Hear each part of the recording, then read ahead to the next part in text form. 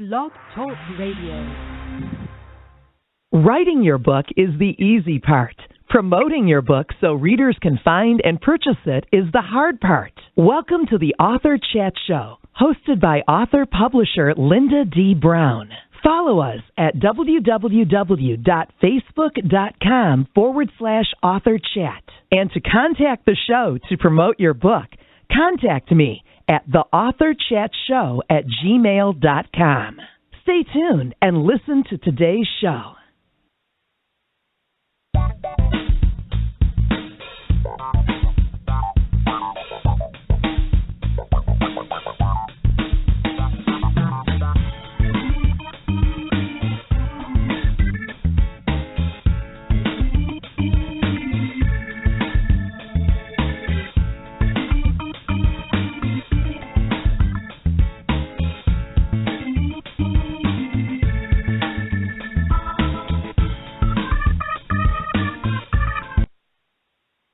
Good afternoon, and welcome to the Saturday edition of the Author Chat Show.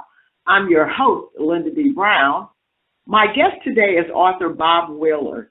Bob is going to be chatting with us about his new book, The Money Nerve, Navigating the Emotions of Money. This will be Bob's first time on the Author Chat Show, and we'll be right back to chat with him about his book after a word from today's sponsor. PrimeStar Publicity and Public Relations is a full-service firm ready to fill the needs of their clients.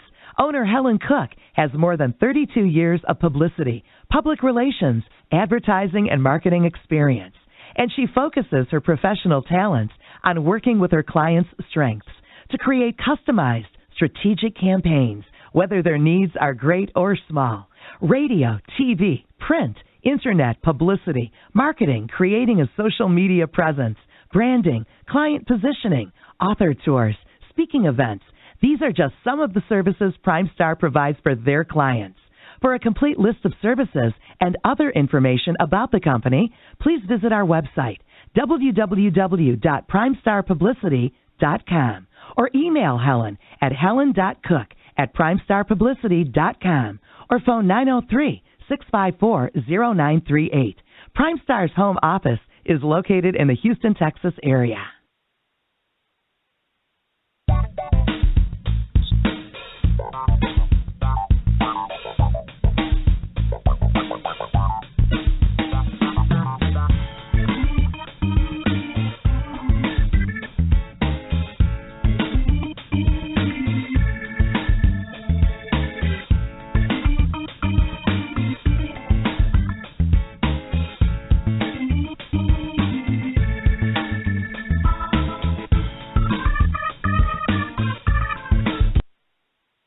All right, welcome back to the show. For those of you just tuning in, today's guest is author Bob Wheeler. Bob is going to be chatting with us about his book, The Money Nerve, Navigating the Emotions of Money. Bob, welcome to the show. Thank you, Lynda. It's great to be here. It's wonderful to have you on the show. Your book should probably strike a nerve, pun intended. I hope.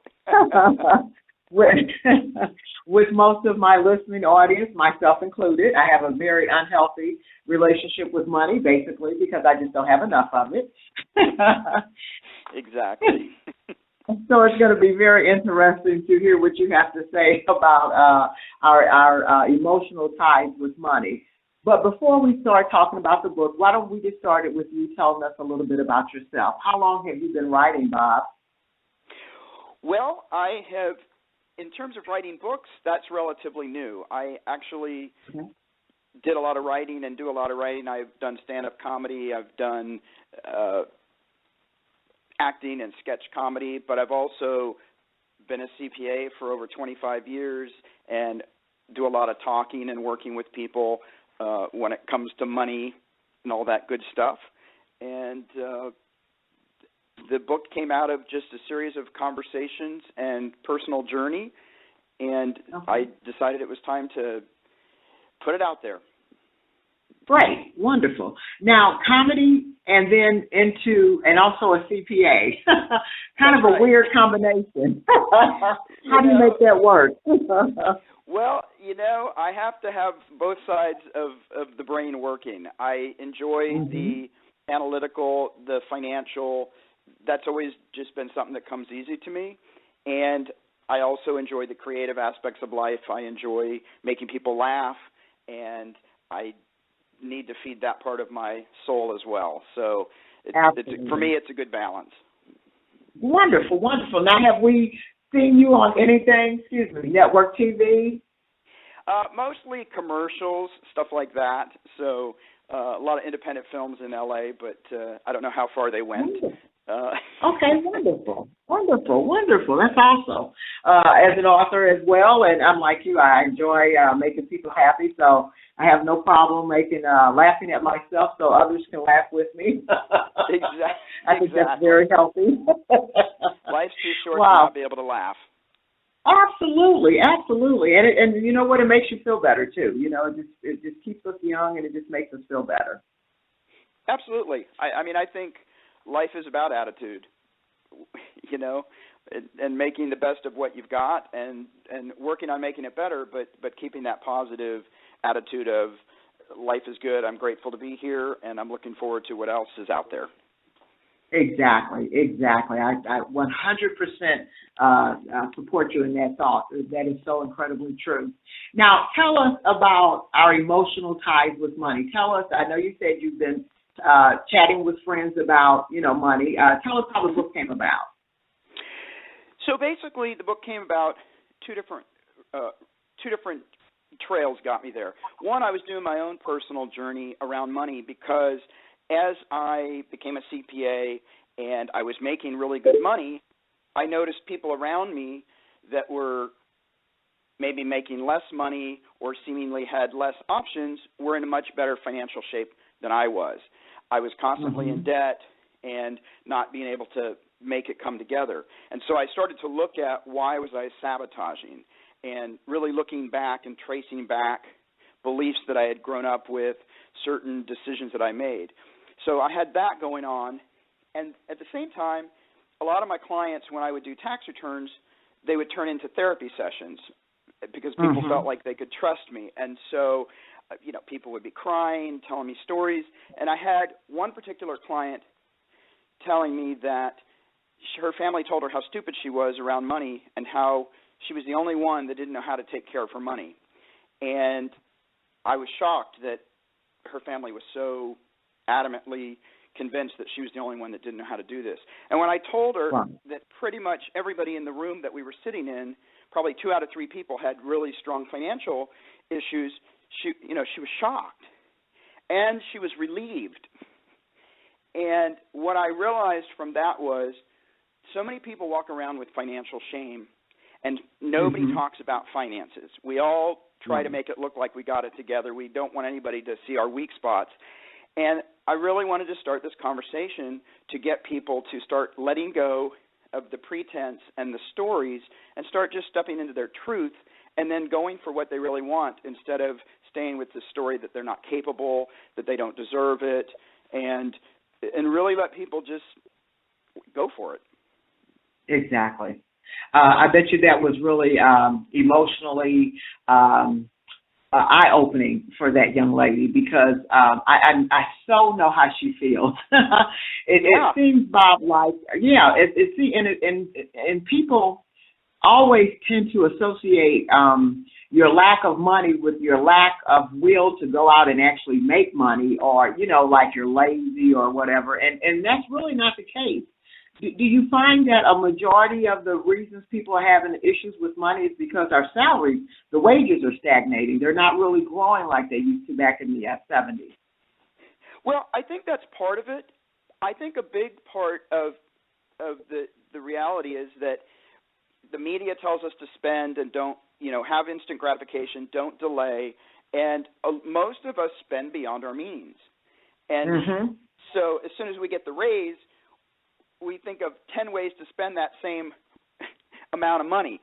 So, so if somebody tells you, hey, you're going to get an extra $10,000, well, that's an addition on the house. That pays for some education. And they could come up with 10 different things, and then they go and do the 10 different things with the $10,000, and it just doesn't go as far as our brain can imagine.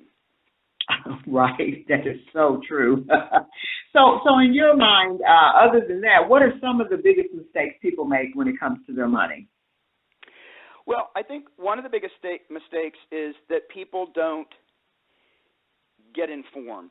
So people will make decisions just impulsively. They'll buy something without really checking out to see if there's better prices.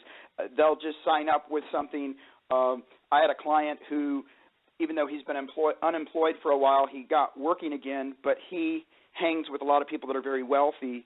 So he spent $30,000 to join a country club so that he wouldn't look like he wasn't part of the gang, right? And but it's not really a smart choice in the long run, but in the short term, he's trying to protect his ego. And so a lot of times I think we're working from our ego and not really taking a moment to stop, reflect on what we really want, and is this money choice that we're about to make going to really serve us?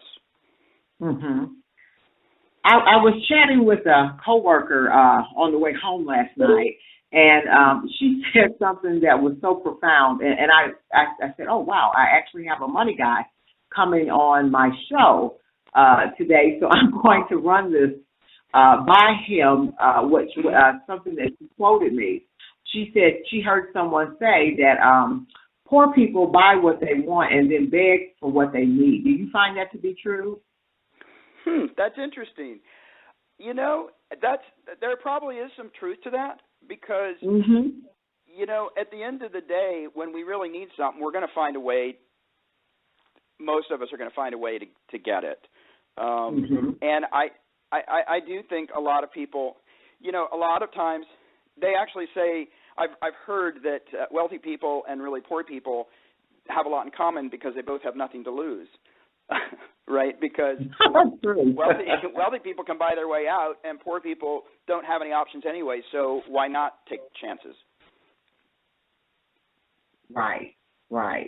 What are some of the outdated beliefs that people are holding on to, especially when it comes to fear about money, that causes them to have an unhealthy relationship with their finances?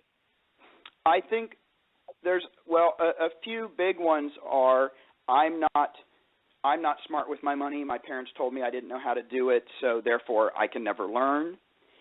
A lot of people come in with the belief that I actually don't deserve to have this, so therefore I'm going to sabotage and get rid of it so I don't get in trouble for having it. And I also find in terms of gender, and surprisingly in this day and age, where some women will say, you know, my husband takes care of that. That's men do the money and women do the other stuff. So that's out of my realm of understanding. And they just give away that responsibility. And it's really amazing how many people still have beliefs based on women should do this, men should do this. And it plays a subtle role in the decisions that we make. Unfortunately, I know a couple of women that were pretty much raised that way, that their husbands actually handle the money, and they turn their paychecks over to their husbands, and you know, and have absolutely no thought about how the bills are being paid, what are being paid, until something unfortunately happens, and then they find themselves in financial situations that they don't know how to handle. What would you say to someone in that type of situation, Bob? Well, you know, the big thing I say to women is stop waiting for your prince to come and stop waiting for your ship to come in and go out and build your own ship, right? There you go. Take a proactive stance and say, that's great that I have a spouse, a partner, and I'm gonna take care of myself and not let anybody else be responsible for me, so that if the chips don't land where I want them, I can't blame anybody but myself. So to really take the victimization out of it and really putting people back in power of their own choices. Exactly. In your book, and again, for those that are just tuning in, the title of the book is called The Money Nerve, Navigating the Emotions of Money, and I'm speaking to author Bob Wheeler, who's also a CPA. Bob, one chapter in your book that I really like is I'm looking at on Amazon, and the books are available on Amazon in Kindle and paperback for those of you that like to go there and check it out while we're chatting. Chapter 5, I love this, Envision Your Financial Future. Tell us a little bit about what people can expect to find in that chapter.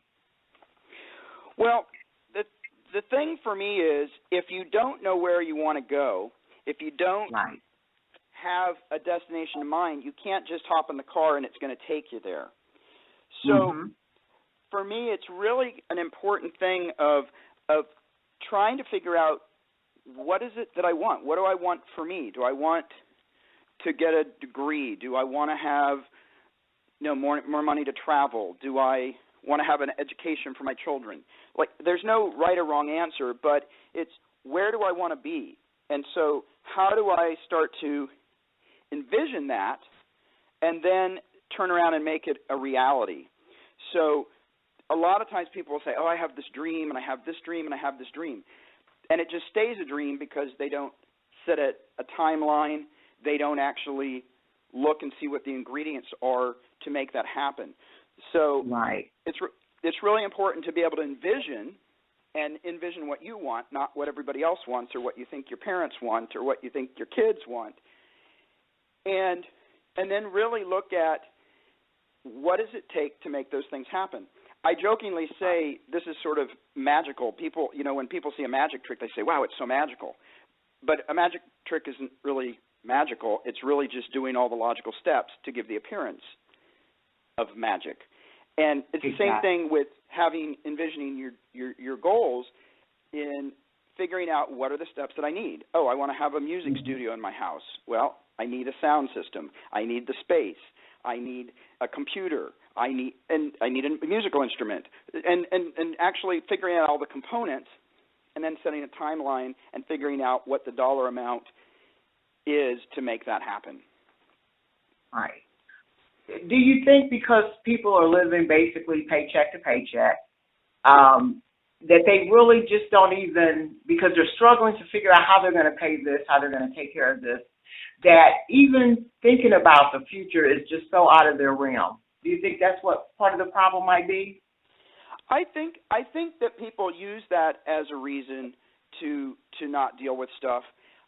I do think that there is a lot of fear of it's hopeless. I don't know how I got into this place because I had much better intentions when I started out. And so I think really people just get attached to that story. The truth is, if you can step back, find a way to give yourself 5 minutes, 10 minutes a day to start to shift your energy and your thinking, then you really can start to make it happen. I mean, I've had clients come in with $50,000 worth of debt. They owe back taxes, and they tell me this whole story, and they say to me, but I'm really committed to making it different. I want to have money for a down payment on a house. I want to have $20,000 in savings. And when they make that commitment, like, I'll go through them with some of the tools, and then this particular couple came back to me a year later. They had paid off their debt. They had their $25,000, and they had the money for a down payment on a house because they decided that was the most important thing in their life for that next year, as opposed to, oh, we're going to just do this, and, oh, I'm going to go to the store, and I'm not going to be aware of what I spend. They made a conscious effort to look at everything that they were spending, making decisions every time before they wrote the check or pulled out the debit card. So there's got to be an intention to do it different, and there's got to be a willingness to be uncomfortable and trusting the process, because it is hard to do this. But it's doable. The problem is I think most people try to get from A to Z instead of trying to get from A to B. And I tell people you got to go one letter at a time. Stop trying to get to the top of the mountain without doing the work in between. Absolutely, absolutely. Your chapter 4 talks about assess your budget. How important is it for each family or each person that handles the money in the family to have a budget, Bob? I think it's extremely important, and I think even I'm not saying people have to spend 5 hours a day reworking their budgets, but I think it's really important that everybody have a sense of these are the monthly expenses that we always have, and here's the amount of money extra we have, and here's how we're going to spend it. A lot of times when I tell people budget, they hear I'm telling them no, they hear restriction, and they come up with all the negative connotations. I look at a budget and I say, oh, that's information. That's choice. Right. It's knowledge.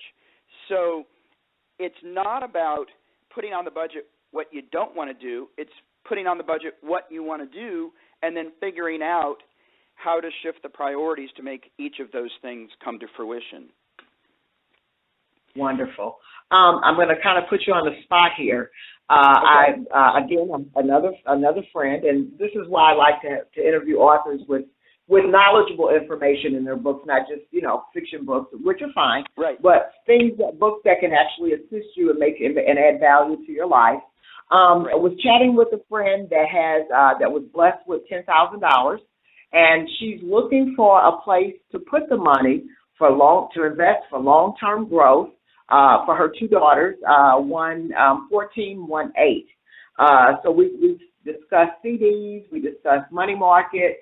Knowing that the interest rates are very low now, what would you actually advise this young lady to do with that extra $10,000 that she has that she'd like to do to invest for long-term growth? Well, what I would probably do is I would take the money and put a small portion, maybe $3,000 of it, into a savings account so that it's a little more liquid than the rest of it. And and then the rest of it, I would probably put into, if I'm trying to get a little bit of return on my money, I'm probably going to put it in something like index funds, which is basically mutual funds where you're not getting stuck with all the hidden fees.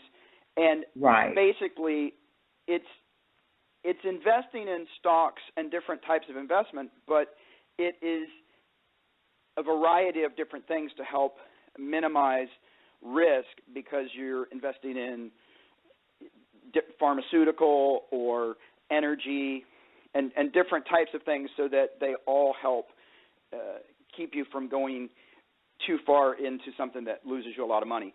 The more the more you can, the higher the rate of return, the higher the risk of losing that as well. So, somebody says, I can make 15% or 20% on this. There's also a much better chance that you'll lose the money.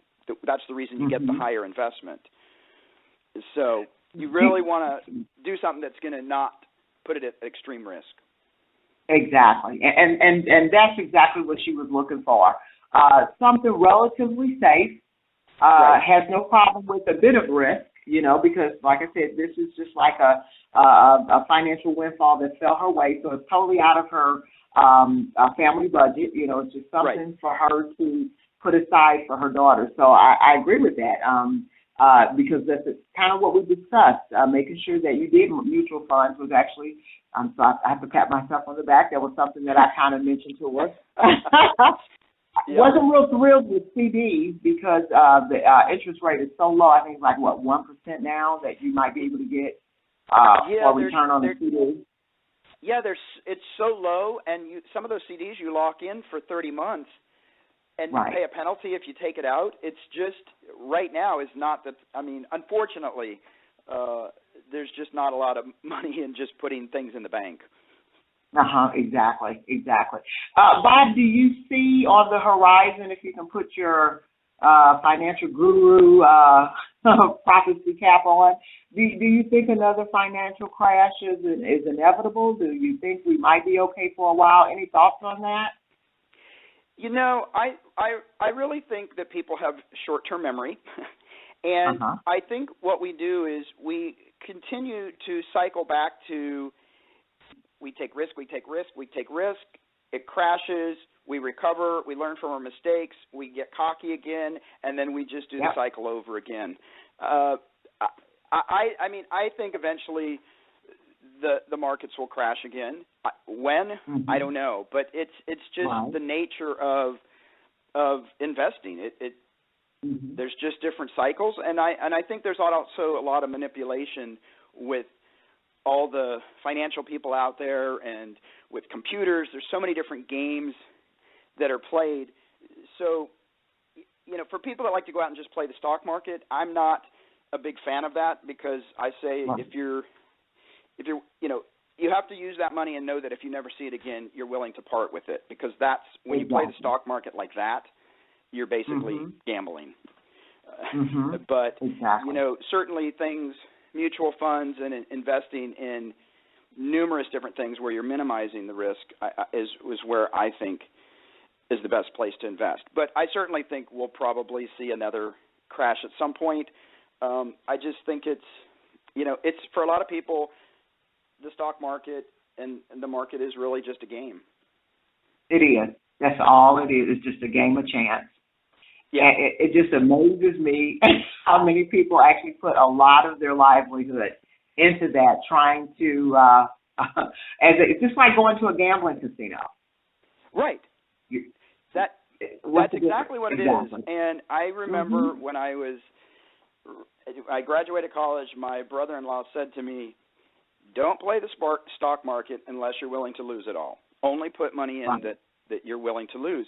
And that's the same when you go to Vegas, right? You should really only say, I'm going to spend $100 or whatever that number is, and then stick to it. Right, exactly. Were you keeping up with the news that just happened recently with Greece, with their bailout? Any thoughts on that? The thing I would say is it's really interesting. I mean, Greece has been having these troubles for a long time. I went to Greece in 1992 or 1993, and they were having problems. I think as the world gets more and more reliant on the world economy versus this is what's happening in the U.S., I think that when things like that happen in Greece, it impacts the rest of the world, whereas things used to be a lot more isolated. Something could happen in China, it didn't have an impact over here. But now there's so much more interconnection between all of the governments that we feel that impact as well. And I think it's important that the U.S. and other countries try to help Greece to figure these things out, because we're all in this together. It's not like we can cut them off and say they don't matter. It's got to be a world effort.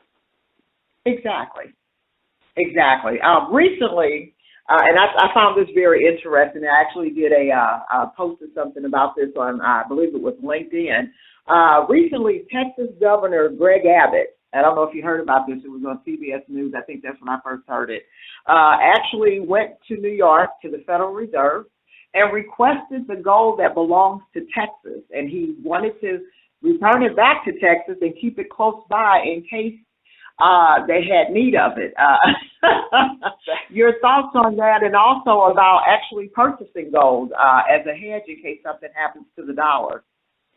Well, that's funny that he would go and actually ask for the gold. To me, that's a little silly, because we're not really on the gold standard anymore. Yes, we have our gold, but really people, their faith on the dollar is based on their faith in the U.S. economy, not based on is there enough gold in the Treasury. So I don't know that actually having the gold is going to do anything for him. In terms of buying gold, I think if you're going to go buy gold. Don't buy certificates. I know people that go out and say, oh, I bought all these gold certificates and my gold is stored in a safe up in Massachusetts and nobody can get to it. Well, yeah, and you can't either. Exactly. So I don't want a certificate that says I have some gold somewhere. If I'm going to buy gold, I'm going to buy gold coins. I'm going to buy real gold and put it in my safe. Exactly. Bob, believe it or not, we're down to our last 15 seconds. How can readers I know. It's been great. How can listeners connect with you online so they can chat with you and get a copy of your book other than Amazon? Absolutely. Well, people can check me out at themoneynerve.com, themoneynerve.com, and that will tell you where I'm speaking. It will list out workshops that I teach on money, and it'll also let you know where you can get the book. We've got T-shirts, and we've got coffee mantra mugs that have nice little affirmations about money, and that's all on themoneynerve.com. Great. We will post that link on the Author Chat Facebook page for listeners to log on and check that out and maybe meet you in person. Are you still in the Los Angeles area? I am in the Los Angeles area, and I'm doing workshops here, and I also plan on being in Denver and Philadelphia and where else? New York. So I've got some other workshops in the works, so hopefully people can come out, and I'd love to connect with them. And they can feel free to email me and ask questions, and I'm happy to always share. Wonderful. Well, Bob, it's been an absolute pleasure chatting with you about your book. Again, the book is The Money Nerve, Navigating the Emotions of Money. I'm speaking with author Bob Wheeler, C.P.A., and this has been very informative. Again, one reason why I like to have nonfiction authors on, books that add value to people's lives. I really thank you for coming on and sharing your knowledge with us today. Well, thank you so much, Lynda. I really appreciate the opportunity, and I hope you have a great weekend. You too, sweetheart, and enjoy the rest of your Saturday. Goodbye. Okay, bye-bye. Okay, again, that was author Bob Wheeler. Bob is the author of The Money Nerve, Navigating the Emotions of Money. Again, the book is available on Amazon and all online major retailers, and also probably in your local bookstore.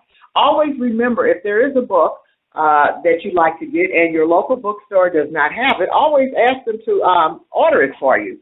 They have absolutely no problem doing it, and they'll be more than happy to get that book in your hands. It might take 2 or 3 days. It's usually about a 3-day process. So I say within a week you should have a copy of your book. Again, the title of the book is The Money Nerve, Navigating the Emotions of Money. It is available in paperback, currently on Amazon. The price is $11.69, and I don't believe he has it. I thought he had it also on Kindle. Let me check real quick. Yes, the Kindle version is $3.99, so you can actually download that right now. And read what he's saying. You heard him. He sounds like he's in a very good place when it comes to money. And I think the information that he just gave me that I'm going to be sharing with my girlfriend. So, Allie, that one was for you. So I got to make sure that she listens to the show, because if you do have a financial windfall and you're thinking of ways to invest it for long-term growth, you really want to get a copy of this book or log on to his website, themoneynerve.com. Again, I'll be posting that on the Facebook Author Chat Facebook page so that you guys can click on the link and connect with Bob. And like he just said, you feel free to email him if you have any questions. This is what we do here on the Author Chat Show. So if you are an author and you have a book that you'd like to promote, all you have to do is contact me at the authorchatshow@gmail.com. I'll be more than happy to communicate with you about getting you on the show. Right now the weekend show is great. We're pretty much booked up to December, but I have also opened up our Wednesday morning broadcast that airs from 10 to 10:30 a.m. Central Standard Time, and I'm thinking about possibly adding a Friday morning episode to that as well, so that way I can accommodate more authors. Well, I hope you enjoyed today's show. Tomorrow we will be right back on the air with author Maxwell Ivey, and we'll be back here at 4. I'm sorry, this is wrong. I'm looking at the wrong month. Bear with me. I didn't think that sounded right. Author Brian Strobel will actually be on the show tomorrow. So tune in tomorrow at 4 o'clock for another edition of the Author Chat Show. Thank you so much for tuning in, and enjoy the rest of your Saturday. Goodbye.